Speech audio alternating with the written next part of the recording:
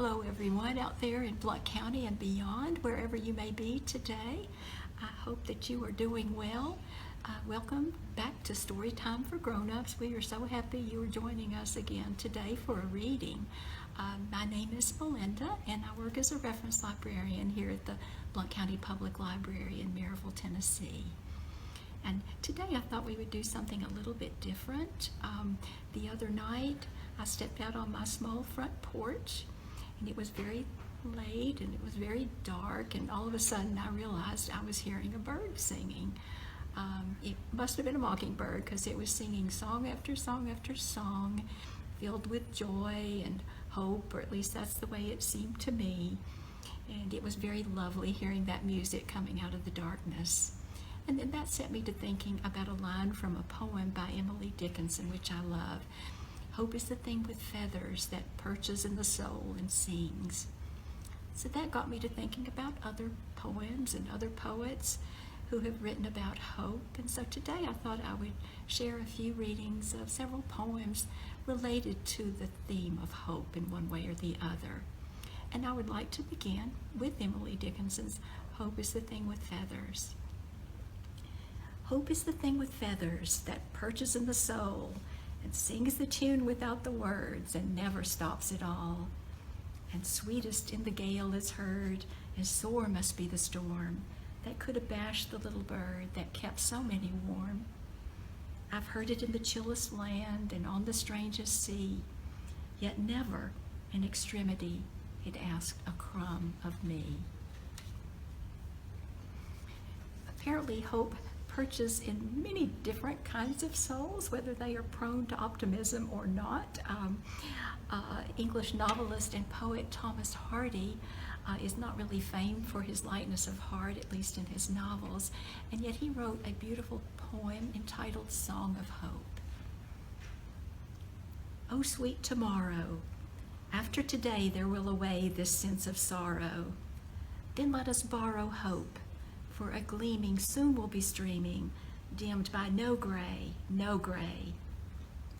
While the winds wing us, sighs from the gone, nearer to dawn minute beats bring us, when there will sing us larks of a glory, waiting our story, further anon, anon. Doff the black token, don the red shoon, write and retune vile strings broken, null the words spoken in speeches of ruing. The night cloud is hewing, tomorrow shines soon, shines soon. The theme of hope shining out of darkness runs throughout these poems, and often hope truly is heard sweetest in the gale and the storm and the most difficult times in life.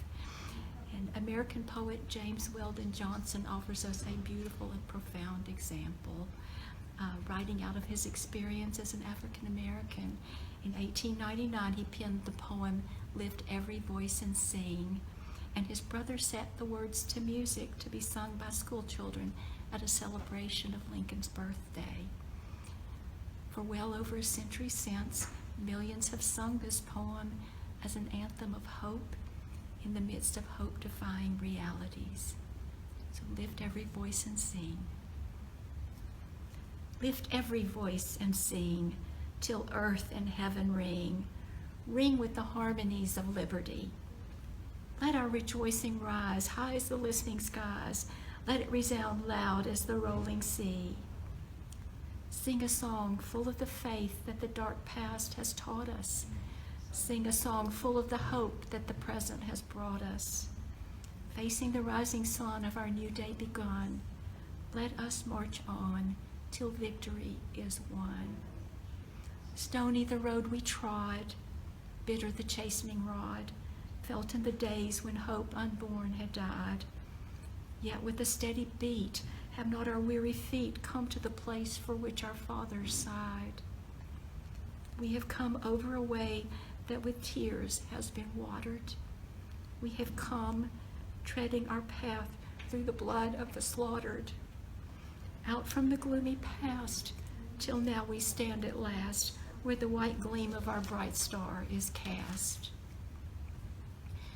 God of our weary years, God of our silent tears, thou who hast brought us thus far on the way, thou who hast by thy might led us into the light, keep us forever in the path, we pray.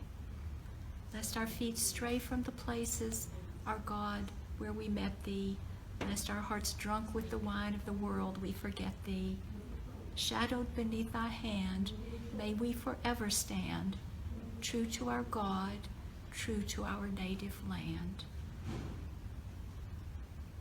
Hope, sweetest in the gale, is heard, and sore must be the storm that could have bashed the little bird that kept so many warm. American poet Langston Hughes also wrote out of his experiences as an African American. In his poem Mother to Son, he offers a beautiful and touching affirmation of courage and determination and hope in the face of adversity. Mother to Son. Well, son, I'll tell you, life for me ain't been no crystal stair. It's had tacks in it, and splinters, and boards torn up, and places with no carpet on the floor, bare. But all the time, I spent climbing on, and reaching landings, and turning corners, and sometimes going in the dark where there ain't been no light. So boy, don't you turn back. Don't you sit down on the steps 'cause you finds it kinda hard. Don't you fall now, for I's still going, honey.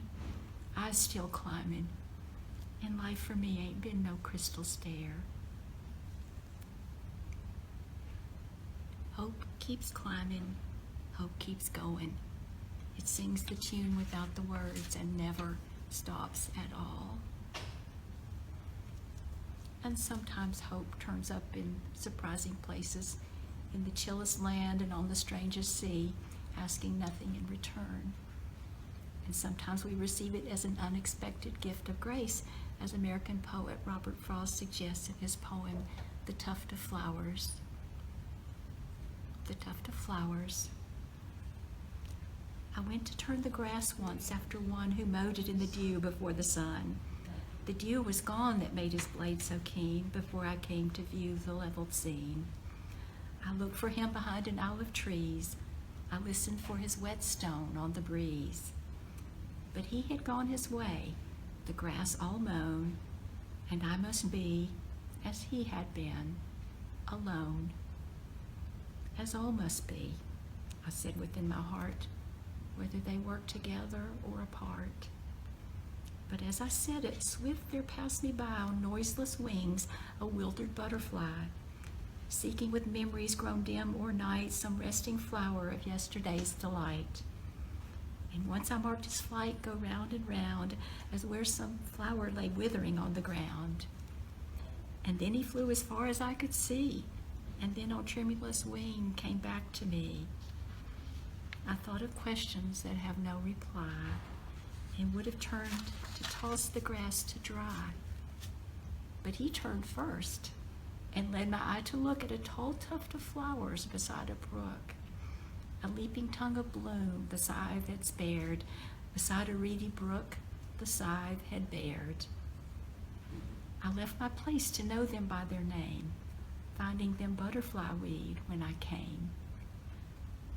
The mower in the dew had loved them thus, by leaving them to flourish, not for us, nor yet to draw one thought of ours to him, but from sheer morning gladness at the brim. The butterfly and I had lit upon, nevertheless, a message from the dawn that made me hear the wakening birds around and hear his long scythe whispering to the ground, and feel a spirit kindred to my own, so that henceforth I worked no more alone, but glad with him I worked as with his aid, and weary sought at noon with him the shade, and dreaming, as it were, held brotherly speech with one whose thought I had not hoped to reach. Men work together, I told him from the heart, whether they work together or apart.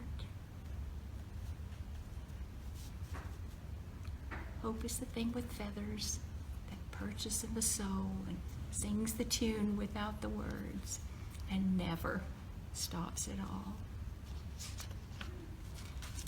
I hope that these poems have brought you hope today. If you would like to read more poems or readings by these authors or other writers, I hope you will visit the library's website at www.blountlibrary.org, where you will find resources such as Reads and Hoopla. If you need assistance in using these resources, please feel free to call us at 865-982-0981. We will be happy to assist you.